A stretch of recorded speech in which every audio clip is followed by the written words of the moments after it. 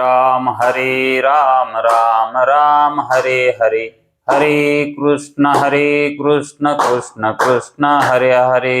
हरे राम राम राम हरे हरे, हरे कृष्ण कृष्ण कृष्ण हरे हरे। पुंडलीक वरदे हरि विठ्ठल, श्री गुरु ज्ञानदेव तुकाराम, पंढरीनाथ भगवान की जय।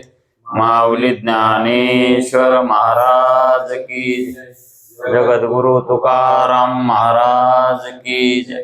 ब्रह्मनिष्ठ गुरुवर्य रंगनाथ महाराज की जय। श्री विनायकं गुरुर्नौमि साखरे नाम विश्रुतम्, येषां चरण सान्निध्यात् जीवा मुक्ता भवन्ति।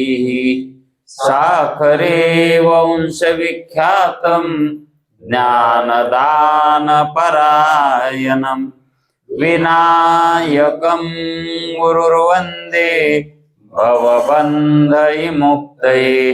श्रीरङ्गनाथं गुरुराजवर्यं मुमुक्षूणां ज्ञानदानेकदक्षं,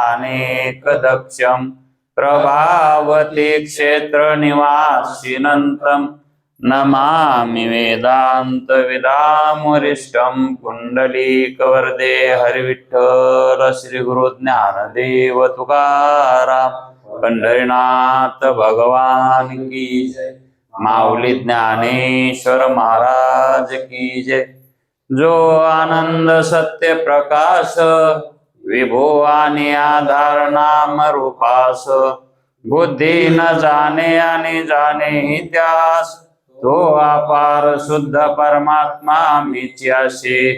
माझे अपार स्वरूप समुद्रावरती, जणू तरंग ब्रह्मा विष्णू महेश गणपती, सूर्य चंद्र वरुण यम मिरविती, देवी कुबेर ही तैशेची।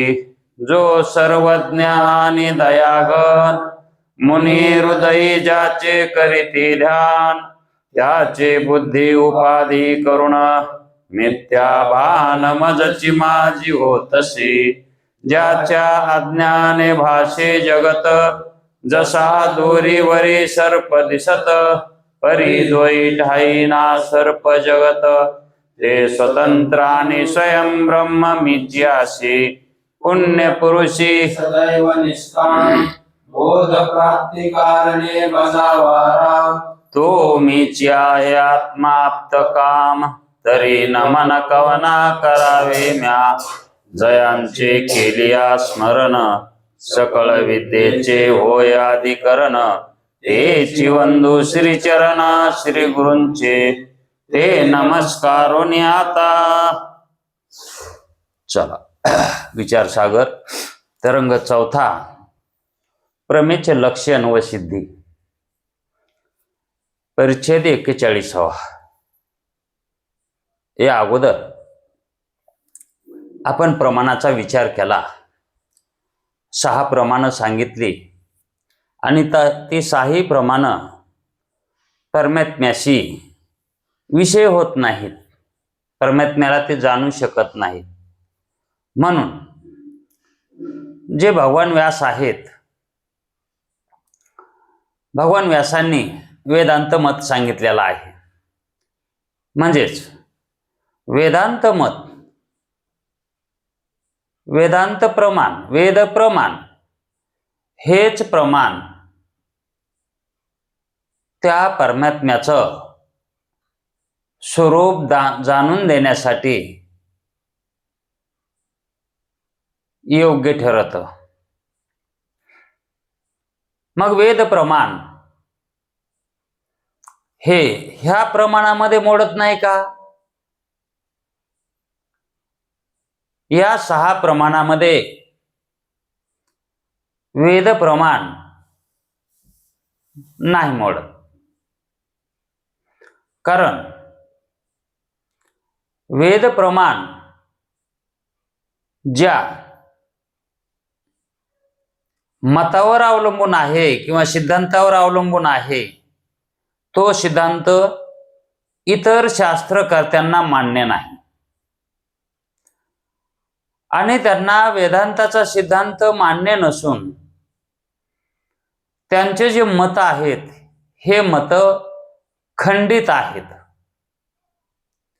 आणि यांच्या मताचं खंडन त्यांच्यातली त्यांच्यातच केलेलं आहे काही आणि शेवटी जो उरतो ते वेदांती त्याचं मत खंडन करतात. म्हणजेच सर्वांचं खंडन करणारा वेदांत मत आहे. म्हणून वेदांत मत हे सर्वात श्रेष्ठ आहे. मग वेदांत मतामध्ये कोणाचं मत आहे हे तर भगवान व्यासांचं मत आहे. आणि नंतर काही कालानंतर त्याच मताला पुष्टी आद्य शंकराचार्यांनी दिलेली आहे. आद्य शंकराचार्य हेही भगवंताचेच अवतार होते आणि भगवान व्यास तर स्वतः भगवानच होते. आद्य शंकराचाही अवतार शंकराचाच मानतात.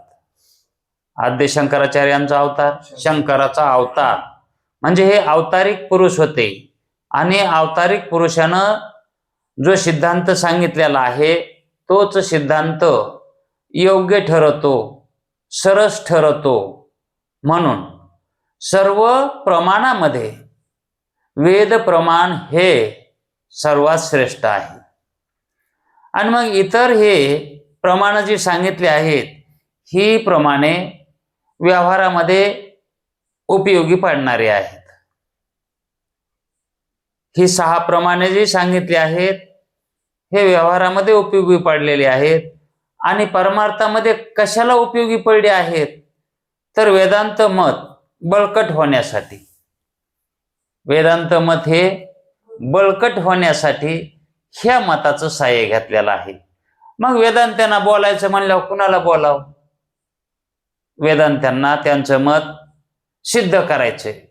हे कोणापाशी बसून कोणाला बोलून सिद्ध करावं की बाबांनो हेच मत श्रेष्ठ आहे आमचं? कोणाला वेद कोणाला बोलन? सामान्य व्यक्तीला बोलू शकते का? आणि सामान्य व्यक्तीपाशी बोलून त्याला कळन का वेद काय बोलायला येते? आताच काय चाललेलं भानगडी ह्या जगतामध्ये संतांचे जे वचन आहेत त्या वचनांचा ते अर्थ योग्य लावायलेत का? हे जे संतांचे वचने आहेत हे वेद प्रमाणच आहेत आणि यांचा अर्थ यांच्या बुद्धी यांच्या सोयीसारखा लावायलेत, है की नाही? मग जर वेदाचा अर्थ कळत नसेल, वेद काय बोलतो हे जर कळत नसेल तर वेद तशा माणसासोबत कसा बोलेल? मग वेदानं कोणाला बोलायचं? बोललेलं ज्याला कळतंय त्याच्याशी बोलते माणूस. नाही तर मुख्या बाहेरच्या गोष्टी सारख्या गोष्टी होत्या ना, एक मुख आणि एक बाहेरा. एक बोलता येतंय बाहेरला बोलता येतंय, है का नाही? आणि मुख्याला बोलायच येत नाही. हे मुख्या बाहेरसारख्या गोष्टी होणार. मग वेद बोलणार तो कोणाला बोलणार तर त्याच्या थोडस बरोबरीचा असणारच त्या ठिकाणी वाद संवाद करू शकतो. म्हणून वेद जो बोलला आहे म्हणजे शास्त्र वेदांत शास्त्र हे जे बोललं आहे ते केवळ न्यायमत करते जे आहेत, न्यायमताला म्हणजे न्याय आणि प्रत्यक्ष प्रमाण आणि अनुमान प्रमाण यांनाच बोललेला आहे. सांख्यांना एक बोललेला आहे. हे त्यांच्या बैठकीत बसण्याजोगे आहेत, पण शेवटी त्यांनाही वेदाचंच ऐकावं लागतं कारण ते वेदाच्या पुढे गेले नाहीत. म्हणून वेद जे बोललाय तो त्यांना बोललाय. सामान्याला बोलून काहीही समजत नाही. मग वेद जे बोलला आहे ते कुणासाठी बोललाय? सामान्यासाठीच बोलला ना. अहो ते जे बोललाय त्यांच्यासोबत ह्या 6 प्रमाणासोबत धरून चला 6 आता. मग त्या 6 प्रमाणांना बोललाय वेद, 6 त्या शास्त्रकर्त्यांना बोललाय. मग त्याच्या बोलण्याचा उद्देश काय आहे तर सामान्याला कळावं म्हणून. त्यांचा उद्देश काय? त्यांनी जे नाटक केलंय ते कोणासाठी केलंय? जडजीवासाठीच केलंय ना. म्हणजे वेदांताचं मत काय आहे, वेदाचं मत काय आहे हे सर्वसामान्यापासून जावं आणि सर्वसामान्यांनी ते ऐकावं आणि तसं आपण व्हावं, असं वेदाचं मत आहे. म्हणून तो बोलता वेळस अधिकारी कोणी नाही, जगातलं अधिकारी कोणी नाही. म्हणून हे शास्त्रकर्ते जे होते यांच्यासोबत वेद बोलला. पण तो त्यांना जो बोलला का तो त्यांच्यासाठी बोललाच नाही. तो कोणासाठी बोलला? सामान्य जीवासाठी, जड जीवासाठी बोललाय. कारण उद्धाराचे वाक्य आहेत त्याच्यात. शास्त्राला शास्त्राचा उद्धार करायचा नसतो, शास्त्राला जीवाचा उद्धार करायचा असतो. म्हणून वेदामध्ये जे ज्ञान सांगितलं आहे, वेदात ज्या प्रक्रिया केल्या आहेत ह्या सामान्यांना समजाव्यात, परमात्म्याचा अर्थ कळावा, परमात्मा जाणता यावा म्हणून वेद बोलला आहे. मग त्याच्या बोलण्यामध्ये काय गोम आहे हे त्याचं मत ऐकल्याशिवाय कळत नाही, त्यांचा सिद्धांत ऐकल्याशिवाय कळत नाही. म्हणून भगवान व्यासांनी त्यांनी जे वेदांत मत मांडलं आहे त्याच मताचा शंकराचार्यांनी, कारण त्या काळामध्ये लोपले ज्ञान जगी, ज्ञान लोपलं होतं त्यावेळेस. म्हणून आद्य शंकराचार्यांचा अवतार शंकरांनी घेतला आणि तेच ज्ञान काय केलं, इतर जी मत हे झाली होती हीच मत जास्त झाली होती. कोणती? ही इतर शास्त्र जे आपण काल ऐकलं ना तेचे मत. ते म्हणतं नाही मवच मत घ्या, ते म्हणतं नाही मवच घ्या. ते त्यांचेच मत श्रेष्ठ मानू लागले आणि मग त्यांच्या मतांचं खंडन आद्य शंकराचार्यांनी केलं आहे. आणि त्यांच्या मताचा प्रसार त्यांनी भारतभर केला, जगभर केला. म्हणून आता आपणाला वेदांत मत ऐकायला मिळाले. जर आद्य शंकराचार्य यांनी अवतारच घातला नसता तर आपणाला हे मत वेदांत मत ऐकायला मिळालंच नसतं. आपण कुठंतरी दुसरीकडेच भरकटलेलो असला असतो. पण नंतर ज्ञानेश्वर महाराजांनी पुन्हा कृपा केली, सर्वजणांना अधिकार गेलेला होता. काही लोकांनी दांभिकपणा वाढविला होता आणि तो दांभिकपणा इतका वाढविला की सामान्य लोकांना ते वेदांत मत घ्यायची सुद्धा मुभा नव्हती. मग ज्ञानेश्वर महाराजांनी त्यावेळेस त्या लोकांचं खंडन केलं आणि या रे लहान थोर, मग सगळ्यांनाच अधिकार त्या ठिकाणी प्राप्त झाला. गर्वद्विजांचा हरविला. हे कशासाठी करतात? हे इतकं सामान्य जीवाला ज्ञान व्हावं म्हणून. म्हणून हे जे शास्त्र आहेत, पुराणे आहेत, धर्मशास्त्र आहेत, हे कुणासाठी? तर संसारिक जीवासाठी. कुणासाठी? संसारिक जीवासाठी येतं.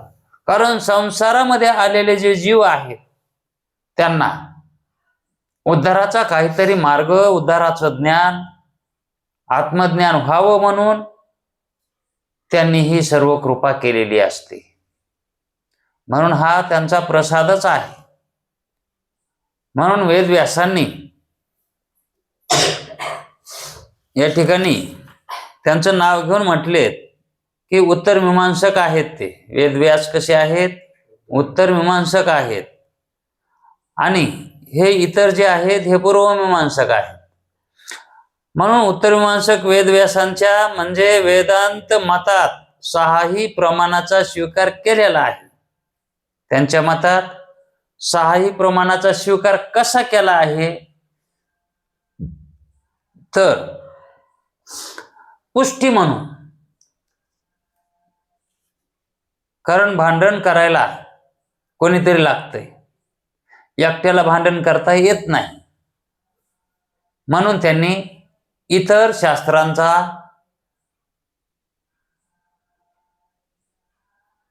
जवळीक केली त्यांना. म्हणून त्यांना शास्त्रांना जो दर्जा दिलाय, त्या शास्त्रांना जो दर्जा दिला, ते केवळ वेदांत्यांचं मत हे श्रेष्ठ कसं आहे हे ठरविण्यासाठी त्यांना जवळ केला आहे. मग आतापर्यंत आपण त्या मतांची लक्षणे ऐकली है की नाही, आणि आपल्याला ते सामान्यत्वानं कळालीतही. आणि जर विशेषत्वानं कळायचं असतील ती मतं कशी भ्रांत आहेत, तर यांनी सांगितलं की तुम्हाला वृत्ती प्रभाकर पाहावा लागेल. सामान्य विचार करणाऱ्या लोकांना असे वाटते प्रत्यक्ष अनुमान ही 2च प्रमाण असली तरी चालतंय, इतर बाकीच्या प्रमाणांची काही आवश्यकता नाही. पण सर्वच प्रमाणांची कशी गरज पडते, ती व्यवहारातही पडते आणि परमार्थातही पडते. पण कुठपर्यंत पडते? काही स्थितीपर्यंतच. कारण एकदा मुमुक्षुची वृत्ती ही वेदांत मताला लागली की त्यांना इतर मताचं काहीही काम नसतंय. म्हणून इतर मतांना त्याला काय म्हणतात की आपलं मत श्रेष्ठ करायचं असेल, तर आपलं मत दाखवायचं असेल तर त्यांची सहाय्यता म्हणून घेतली. असा भगवान व्यासांचंही मत असंच आहे, शंकराचार्यांची मत असंच आहे की यांचं सहाय्य कशासाठी घेतलंय? तर आपलं मत बांधण्यासाठी. मग वेदांत मत कसं आहे? वेद कोणी लिहिला आहे? तर अपौरुषी आहे. मग भगवान व्यासांचं त्या ठिकाणी काय आहे? तर त्या वेदाचं जे मनोगत आहे ते मनोगत व्यासांना अगोदर कळालंय. म्हणून वेद व्यास म्हणतात त्यांना. मग ते वेद तर अपौरुषेच आहेत आणि त्याला शब्दराशी म्हणतात. त्या वेदालाच काय म्हणतात? शब्दराशी. जो वेद हा सर्व प्रमाणात श्रेष्ठ प्रमाण आहे. वेद प्रमाण हे सर्व प्रमाणामध्ये श्रेष्ठ आहे. मग हे श्रेष्ठ म्हटल्याच्या नंतर बाकीचे कनिष्ठ म्हणायची काही गरज नाही. मग वेदाने कोणतं प्रमाण सांगितलंय? वेदच प्रमाण आहे ते. दुसरं कोणतं प्रमाण म्हणून ना, वेद प्रमाण. मग ते वेदाचं प्रमाण काय आहे ते तर कळायला पाहिजे का नाही? मग वेदाने जे सांगितलं आहे तर वेदाने यांच्यातलंच शब्द प्रमाण घेतलंय. आणि जे प्रमाणापासून उत्पन्न होणारं ज्ञान आहे, प्रमाणापासून उत्पन्न होणारं ज्ञान, त्याला काय म्हणतात? प्रमा. हे का नाही? ती प्रमा इतरांची आहे. इतर शास्त्र आहेत त्यांचेही प्रमाणच म्हटलेत ना. प्रत्यक्ष हेही प्रमाणच आहे, अनुमान हेही प्रमाणच आहे, शब्द हेही प्रमाणच आहे, उपपत्ती प्रमाणच आहे, अर्थापत्ती आणि अनुपलब्धी हे जे प्रमाण आहेत यांच्यापासून उत्पन्न होणारे ज्ञान हे प्रमाच आहेत. याच्यात काय वाद नाही. पण ते प्रमाण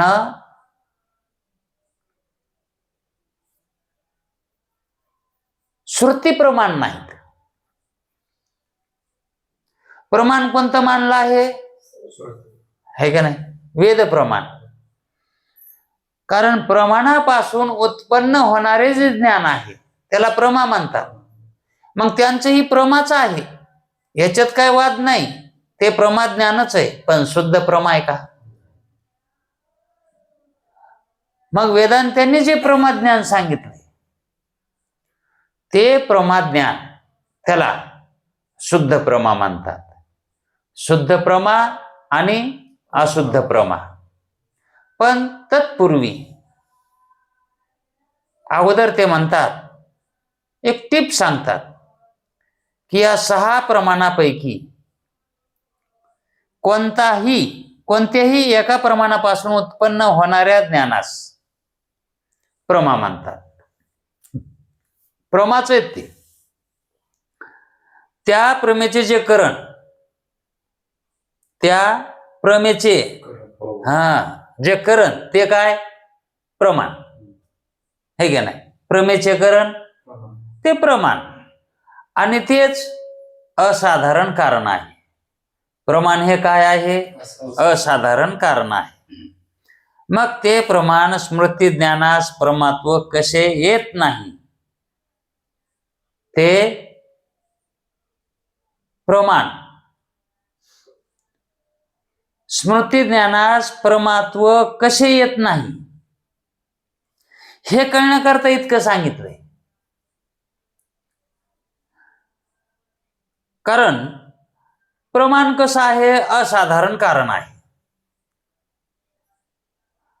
मग ते असाधारण कारणापासून जे ज्ञान उत्पन्न होतं त्याला काय म्हणायचं? प्रमा म्हणायचं. मग स्मृतीला प्रमा म्हणता येत नाही. स्मृती ज्ञानास परमात्व कसे येत नाही हे सांगण्यासाठी हे 6 सांगितले. मग स्मृती प्रमा का होत नाही? तर कारण संस्कारापासून जे उत्पन्न ज्ञान होतं त्याला स्मृती ज्ञान म्हणतात. आता ते स्मृती ज्ञान इतर प्रमाणामध्ये बसतंय का कोण्या तरी? आणि शास्त्र जे आहेत ते 6च आहेत. प्रमाण आहेत की किती? 6च प्रमाण मानलेले आहेत. मग या स्मृतीचं प्रमाण कुठे आहे काय? मग ही प्रमाण वाचू नये का नाही स्मृती? मग हे कळण्याकरता इतके विस्तारपूर्वक सांगितले. आता प्रमेचे लक्षण सांगतो. प्रमेचे आता जे प्रमाणापासून उत्पन्न होणारे जे ज्ञान आहे त्या ज्ञानाचे लक्षण सांगतो. म्हणजे नेमकं प्रमा कशाला म्हणायचे? कारण हे धरून बसले जातात यालाच प्रमा म्हणा. प्रमाणापासून उत्पन्न जे ज्ञान होतंय त्याला प्रमा म्हणा. मग प्रमेचे आता काय? प्रमेच्या पाठीमागं लागावं लागल. प्रमा म्हणजे काय तिचं लक्षण बघावं लागल. म्हणजे नेमकं प्रमा कशाला म्हणतात? पण अगोदर व्याख्या करून सांगितली, प्रमाणापासून जे उत्पन्न होतं ज्ञान त्याला प्रमा म्हणावं, है का नाही? आता प्रमेचे लक्षण सांगतो. आता कसं लक्षण करतात पहा प्रमेचं.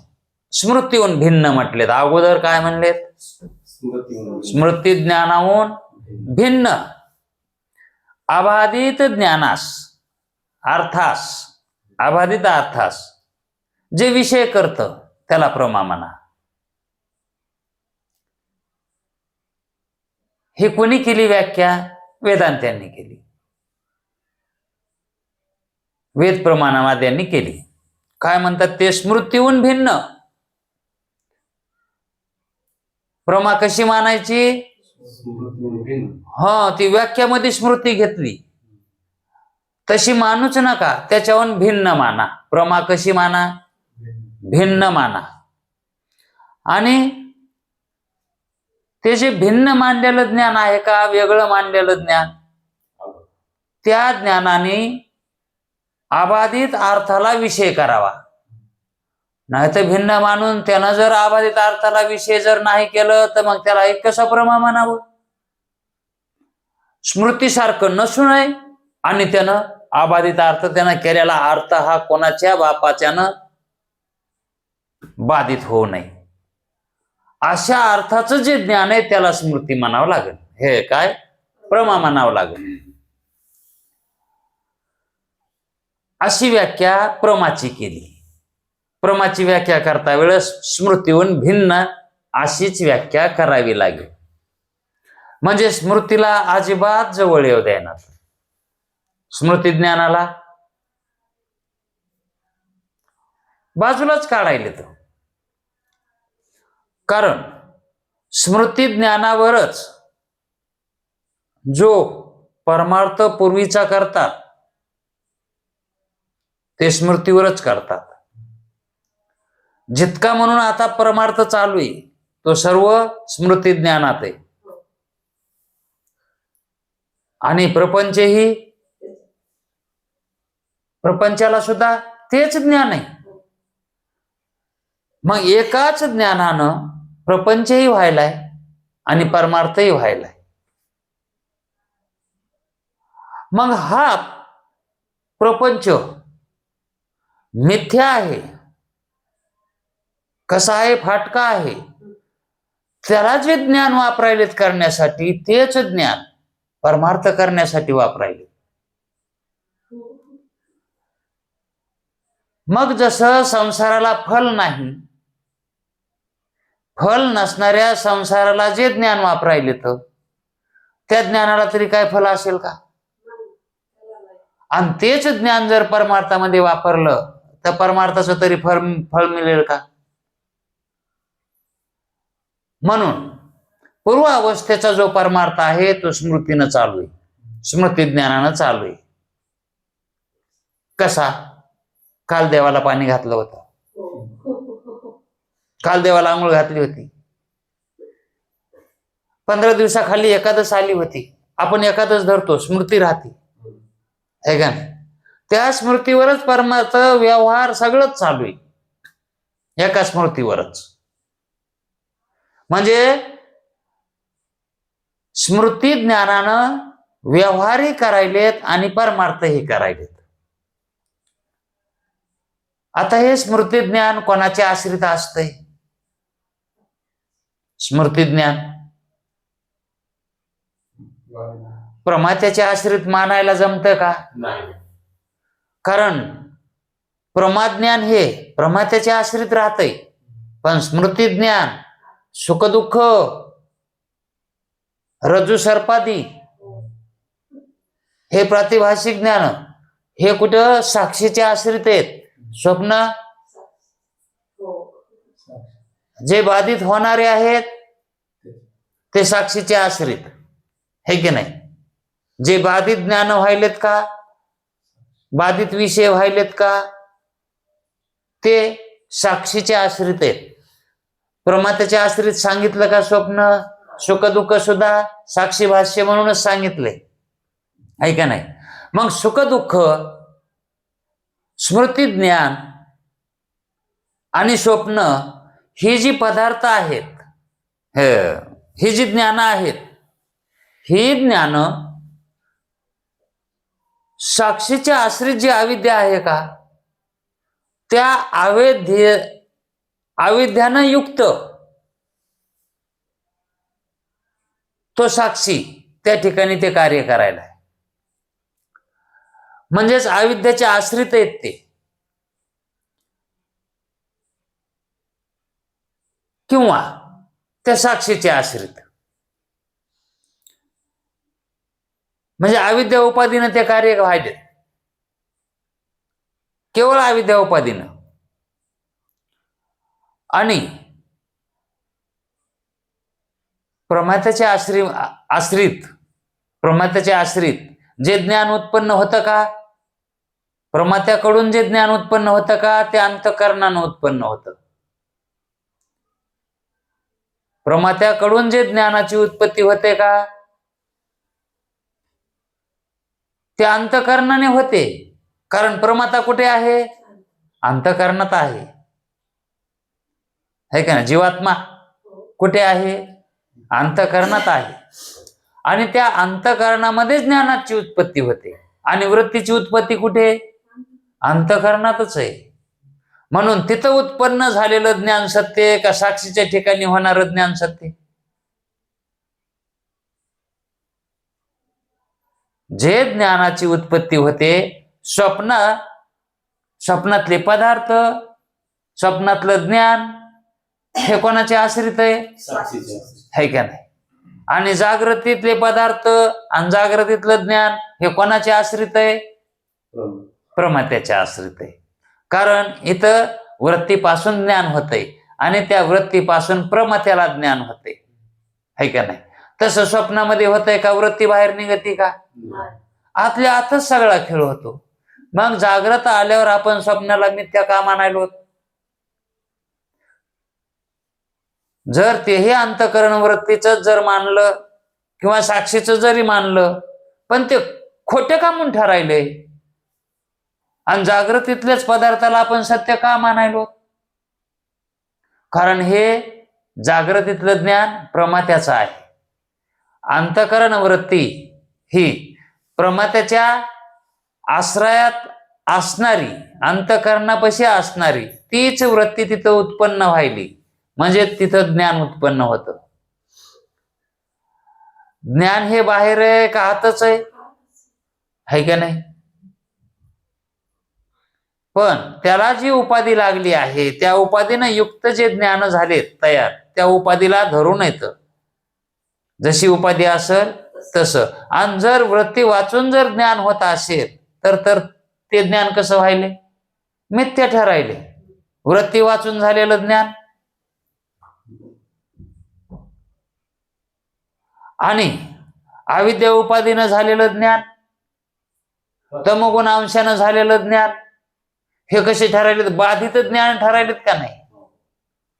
स्वप्नामध्येही अविद्याच उपाधी आहे, तमोगुण प्रधान आहे पुन्हा. आणि मग त्याच्यामुळे स्वप्न कसं ठरायले? है का नाही? आता जे भ्रमित पदार्थ उत्पन्न होतात, भ्रमरूप पदार्थ, त्याच्या ठिकाणीही त्या पदार्थाची उत्पत्ती कशापासून आहे?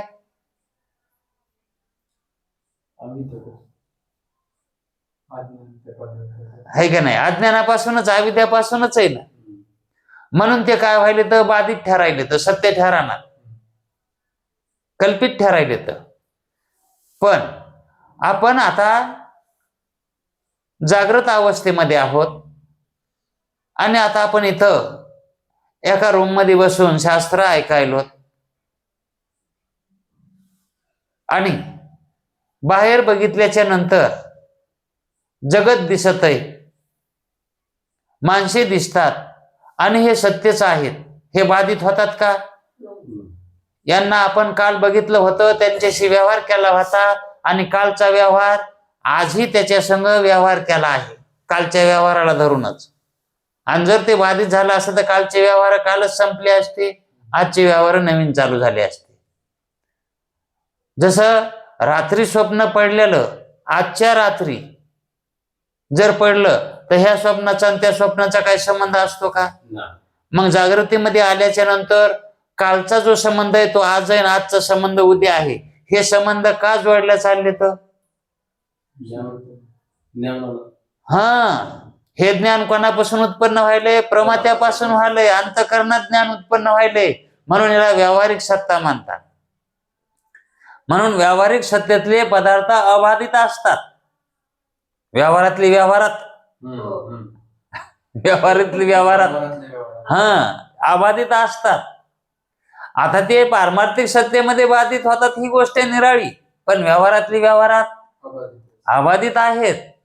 म्हणून ते पदार्थ, त्या पदार्थाचं ज्ञान प्रमात्याच्या आश्रितच मानावं लागेल.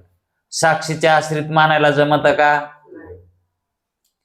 म्हणून जर समजा स्मृती ज्ञान हे जर प्रमात्याच्या आश्रित जर मानलं तर चालेल का? स्मृती ज्ञान प्रमात्याच्या आश्रित जर मानलं तर का मग त्या स्मृती ज्ञानाला साक्षीकडच मानावं लागेल? साक्षीच्या आश्रितलं ज्ञान मानायचं का प्रमात्याच्या आश्रितलं मानायचं? साक्षीचे असते. आहे का नाही? कारण ते स्मृती ज्ञान कसं आहे? बाधित ठरणार आहे का अबाधित आहे? बाधित ठरणार. व्यवहारात बाधित ठरणार. स्मृती ज्ञान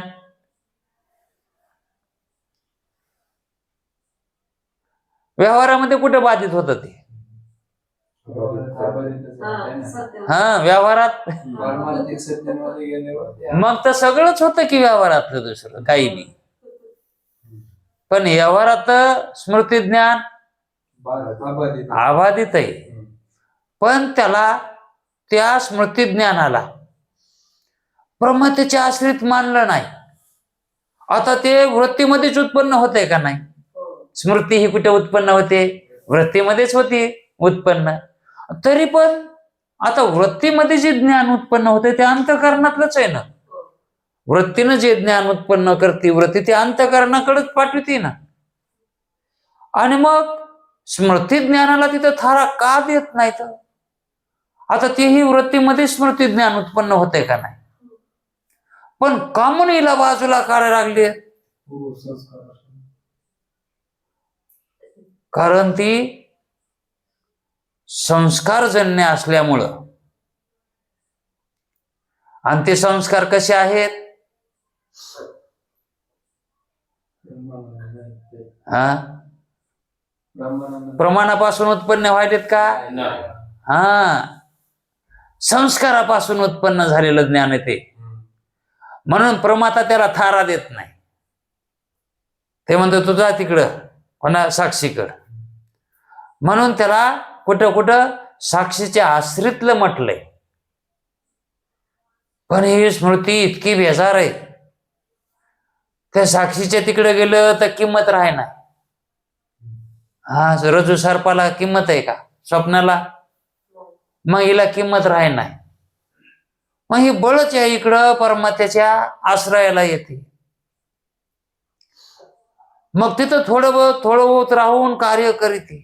म्हणून स्मृतीलाही थोडस जवळ धरतोच ना, स्मृती ज्ञानाला. बरं, तितके काय ते वाईट नाही हो, पण एवढंच आहे प्रमाणजन्य नाही. म्हणून ते प्रमाणित नाही, लायसन नाही म्हणायचं तिच्याकडे. स्मृती ज्ञानाला. आणि ती बगर लायसनची म्हणायचं ती. आता हे कसं आहे? जरी लायसन नसलं, जरी प्रमाणभूत नसेल ज्ञान ते, पण ते दूर लोटण्याजोगं आहे का हे बघावं. ते ज्ञान दूर लोटण्याजोगं आहे का? अहो, स्मृती ज्ञान म्हणजे मागलची आठवण करून देणार आहे. मागलची आठवण होती का नाही त्यानं? आता प्रमाणापासूनच मागलची आठवण होती असं थोडंच आहे. स्मृतीपासून सुद्धा मागलची आठवण आहे का नाही? काय एखाद्या वेळेस ना आठवत ते काय म्हणतो ना, काय करावं मला मागलचं काहीच आठवण नाही, स्मरणामध्ये येईना झालंय, स्मरणामध्ये येईना. बरं, ते जर नाही आलं तर त्याचा व्यवहार बंद पडतो का नाही? हा, कारण व्यवहार कशावर आहे? स्मृतीवरच आहे का नाही? पण व्यवहारासाठी स्मृती ही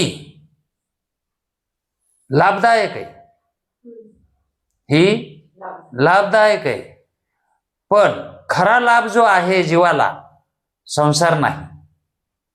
खरा जो लाभ पाहिजे त्याला संसारामध्ये त्याला सत्य लाभ मिळणार आहे का? त्याचं त्यानं हित होणार आहे का? व्यवहार देखील एका जन्मापुरता, पण अनंत जन्माची अडचण दूर करायची म्हणल्यावर स्मृतीवर भागल का? ते आठवण करून देते, पण संस्कारापासून उत्पन्न झालेल्या ज्ञानाची. मागे मग संसाराचे संस्कार येत, संस्कार संसाराचे येत, आणि तेच त्या ठिकाणी ती उत्पन्न करून देते. पण ती स्मृती तू ब्रह्मरूप आहेस असं ज्ञान करून देते का कवा? हा, म्हणून परमाता तिला जवळ करीत नाही. केव्हा? जर त्या प्रमात्याला मुक्त व्हायचं अशी इच्छा झाली तर प्रमाता म्हणतो आता तू. मग त्यावेळेस ती कशात जाती? ती प्रातिभाषिक सत्तेत जाते. ती कुठे जाती? किंवा व्यावहारिक सत्तेमध्ये म्हणा. पारमार्थिक सत्तेत ती येत नाही. आणि इथं प्रमात्याला तर मुक्त व्हायचं पडलेलं असतंय. म्हणून तो प्रमाता काय करतो?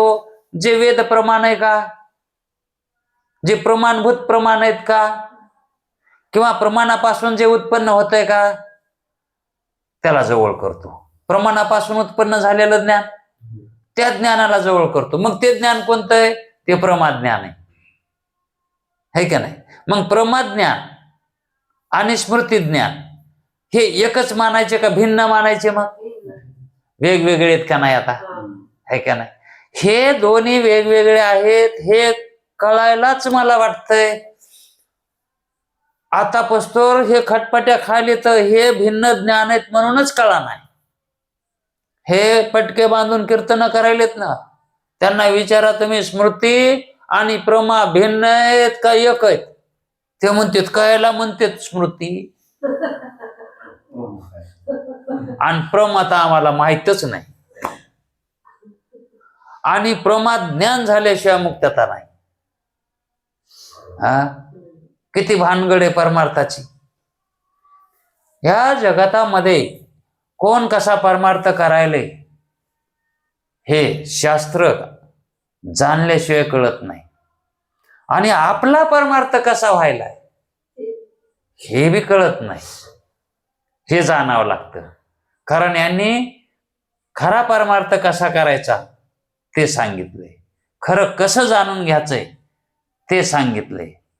म्हणून स्मृतीहून भिन्न अबाधित अर्थास विषय करणारे जे ज्ञान ती प्रमा अशी व्याख्या केली. स्मृतिज्ञान प्रमा नाही, स्मृतिज्ञान प्रमा नाही, कारण प्रमा त्याच्या आश्रित असते. प्रमा म्हणून तर तिचं नाव प्रमा पडलंय. प्रमा त्याच्या आश्रित असते आणि स्मृती प्रमात्याच्या आश्रित नाही, साक्षी चैतन्याच्या आश्रित आहे. मग साक्षी चैतन्याच्या आश्रित काय काय? कोणचे ज्ञान येत? हा, रजू सर्प, सुक्ती रजत, स्वप्न आणि स्मृती हे साक्षीच्या आश्रित मानायचं सांगितलंय. आणि तो साक्षी अविद्यावृत्तीनं या ज्ञानाची उत्पत्ती करतो. मग या ठिकाणी थोडीशी एक टीप दिलेली आहे. ते असं म्हणतात, खाली दिलेल्या कोष्टकाचा विचार करून ज्ञानाचे भेद लक्षात आणावेत. म्हणजे पुढे एक कोष्टक दिलेलं आहे, म्हणजे प्रमाज्ञानाबद्दल चाललेल्या व्याख्यानात गैरसमज किंवा घोटाळा होऊ नये. अगोदर हे लक्षात ठेवले पाहिजे की चैतन्याशिवाय ज्ञान हे कोणत्याही पदार्थात नाही. मूळ मुद्दा काय आहे हे लक्षात ठेवावा. चैतन्य वाचून ज्ञान कुठंच नसतं. ज्ञान कशात आहे? चैतन्य. है का नाही? पदार्थात ज्ञान आहे का? विषयात ज्ञान आहे का? मग ज्ञान कशात आहे? हे अगोदर लक्षात ठेवावं. चैतन्याशिवाय ज्ञान हे कोणत्याही पदार्थात नाही.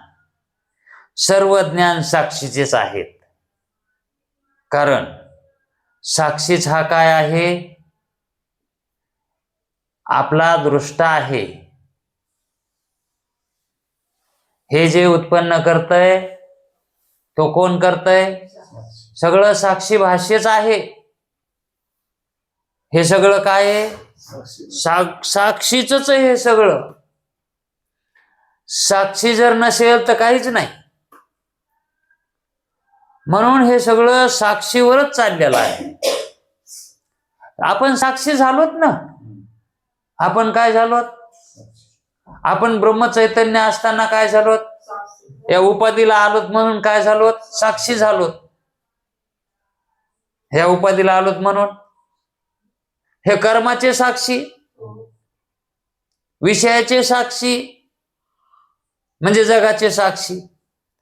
ही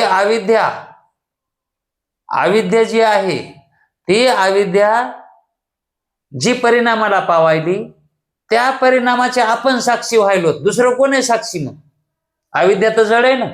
कोण जाणायले हे पदार्थ? है का नाही? मग साक्षी जाणायला त्या अर्थी आपल्याकडे याचं आपण जाणायलोत का नाही? मग आपण कोण आहेत? साक्षीच आहेत. हे पदार्थ जो जाणायला तो आपण आहोत. म्हणून आपण कोण आहेत? साक्षी आहोत. मग हे सगळे ज्ञान आपण तिन्ही कालामध्ये जरी गेलो, तिन्ही सत्तेमध्ये गेलो, तिन्ही अवस्थामध्ये गेलो तरी आपणच आहेत ना. मग हा सगळा व्यवहार कोणाचा आहे? आपलाच आहे ना, साक्षीचाच आहे ना. मग म्हणजे हे म्हणतात की बाबा एवढं लक्षात ठेवा की जेवढे म्हणून ज्ञान होतात ते सगळे कोणाचे येतं? मुळात त्याचेच तसेच येतं. सर्व ज्ञान साक्षीचेच आहे. परंतु व्यवहारात काही घटादी पदार्थांची ज्ञाने खरी व काही रज्जू सर्पादी पदार्थांची ज्ञाने खोटी. घटादी पदार्थाची ज्ञाने सत्य वाटतात आणि रज्जू सर्पादी ज्ञाने ही खोटी वाटतात असे मानतात. कोण? जीव. है का नाही? स्वप्न खोटं मानतो, दोरीवरला सर्प खोटं मानतो, खोडावरला पुरुष खोटं मानतो, शुक्तीवरलं रजत खोटं मानतो. ते खोटं मानतो. आणि सोनाराच्या दुकानामधली चांदी ती खरी मानते. है का नाही? वारुळातला सर्प आणि जागृतीतले पदार्थ सगळे खरे मानतो. मग असे मानतात ना. आता हे कोण मानायला? जीवच मानायला. मग ते जीव तसा मानायलाय, जीव तशा भूमिकेला गेलाय तो. म्हणून आम्ही चैतन्याचे नावे वेगवेगळी ठेवली.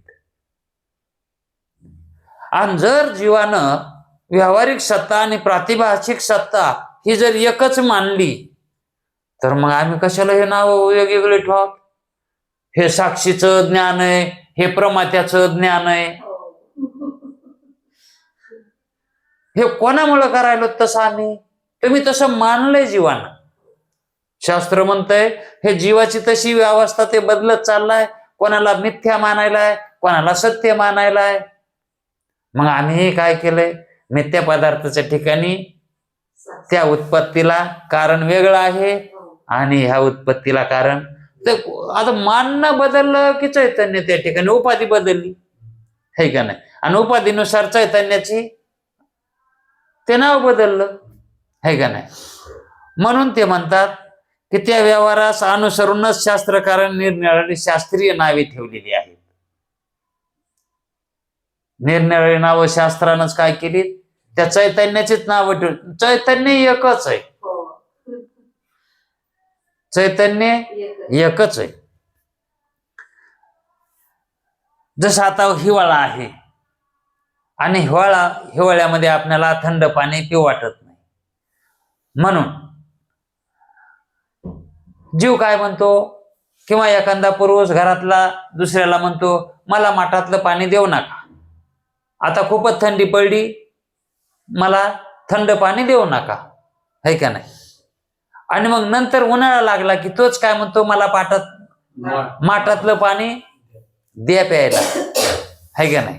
आता खूपच गरमी व्हायली, म्हणजे तो काय म्हणायला एकदा मला एकदा गरम द्या, है का नाही. मग तो गार द्या गरम द्या म्हणणं, पाणी तर एकच आहे ना. हा, मग आम्ही त्या पाण्याचे नावं ठेवले, हे गरम पाणी, माठातलं गार पाणी, टाकीतलं गरम पाणी, ते त्याच्यानुसार ते नावं पडले. नाही तर पाणी तर कसं आहे. आणि मग ते टाकीत ठेवल्यामुळं गरम राहिले, माठात ठेवल्यामुळं.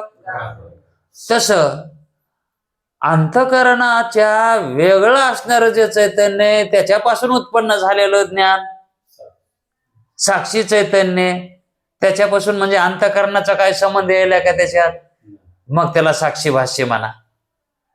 अंतःकरणात अंतःकरणावरतीनं उत्पन्न झालेलं ज्ञान ते प्रमात्याच्या वृत्तीच्या साह्यानं उत्पन्न झालेलं, त्याला प्रमाज्ञान म्हणा.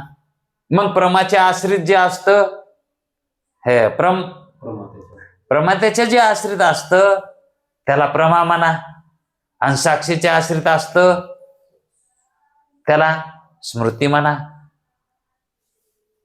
म्हणून स्मृतीला इकडं थारा द्यायला नाही. पण ज्ञान चैतन्य एकच आहे, परंतु व्यवहारात त्या व्यवहारास अनुसरूनच शास्त्रकाराने निरनिराळ्या शास्त्रीय शब्दांचे उपयोग केलेले आहे. शास्त्रकाराने तशी ती योजना केलेली आहे.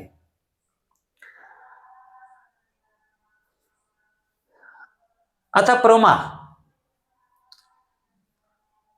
प्रमाणापासून उत्पन्न होणारे ज्ञान, ही व्याख्या झाली.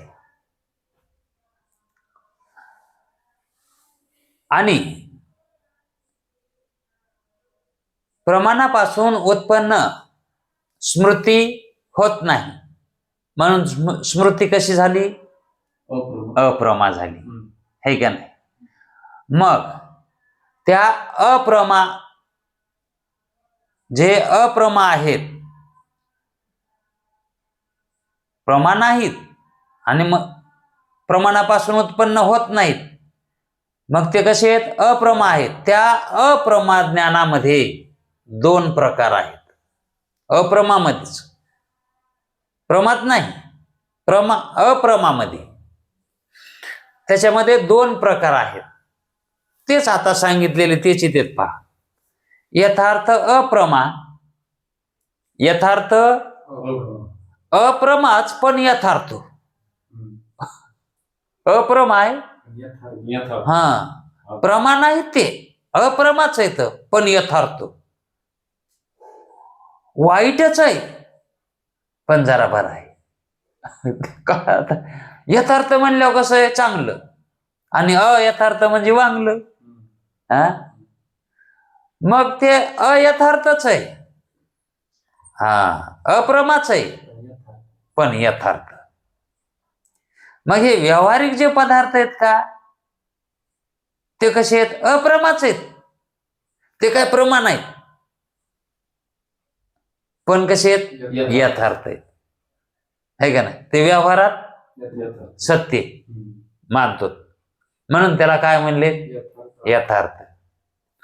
आणि अयथार्थ अप्रमा कायला म्हणायचं, मग ते यथार्थ बी नाही, प्रमा बी नाही. यथार्थ बी नाही,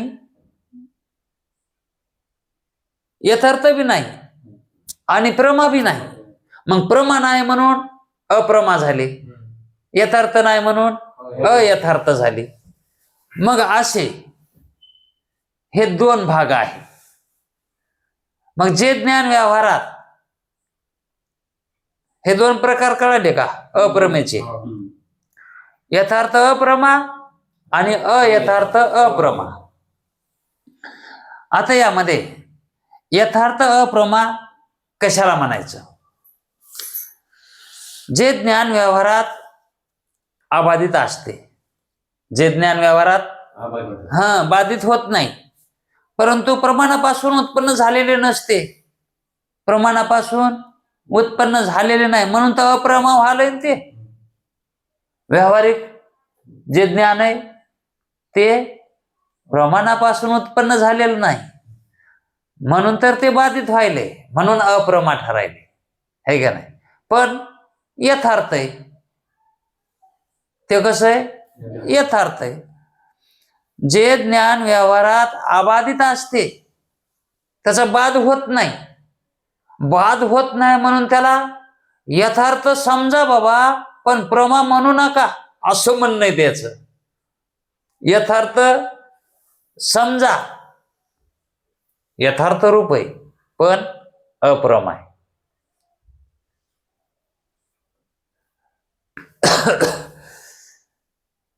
हे कोणते पदार्थ आहेत? कोणचं ज्ञान आहे? व्यवहारामधलं.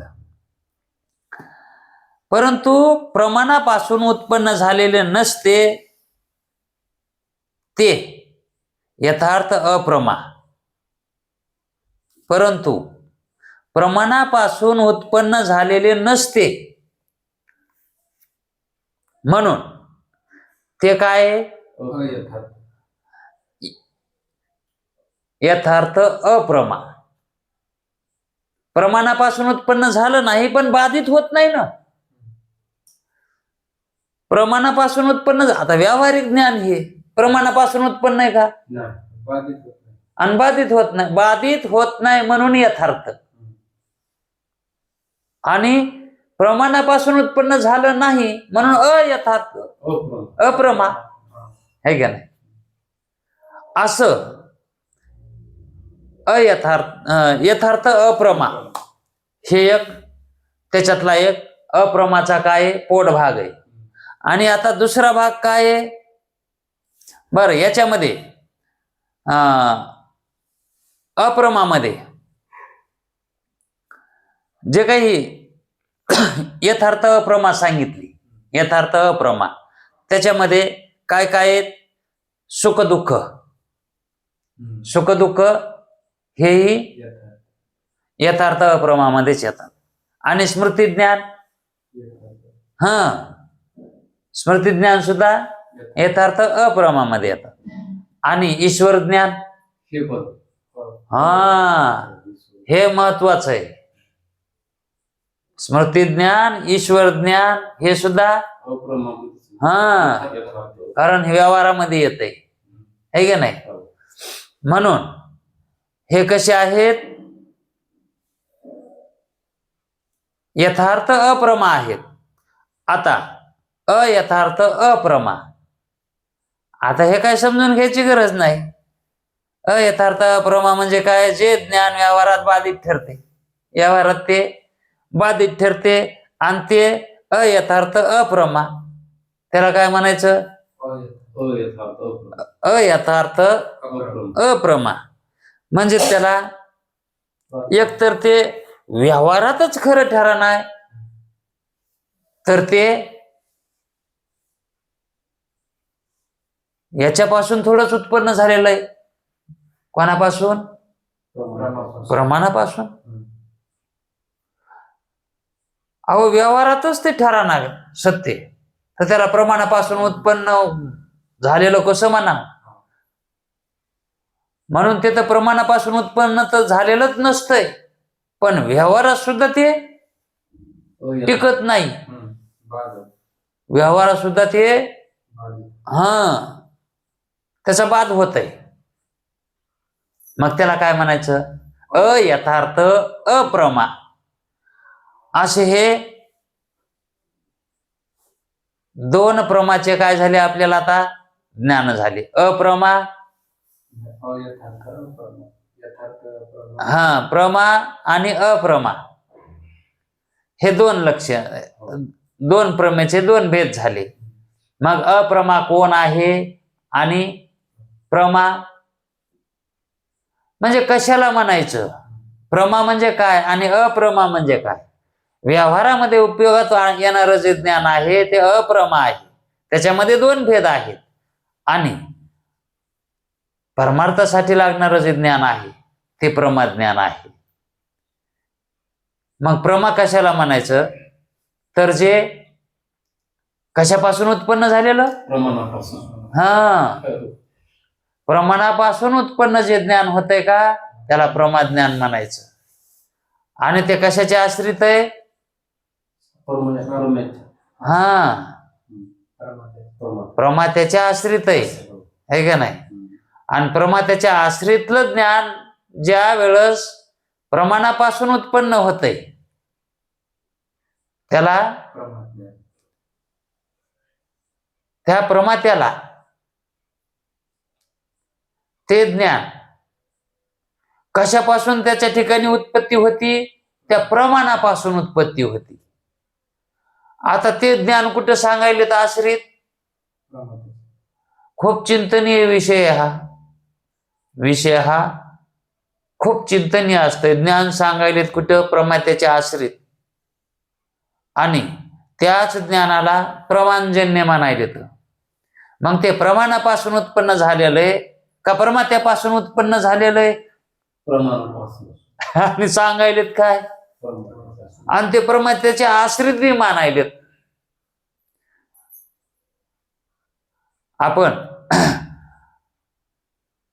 हे सविस्तर घेतल्याशिवाय विषय कळणार नाही, है का नाही. आता वेळ झालाय, उद्या पाहू. कारण हे प्रकरणच असंय की याला स्थिर बुद्धी करूनच ऐकावं लागतंय.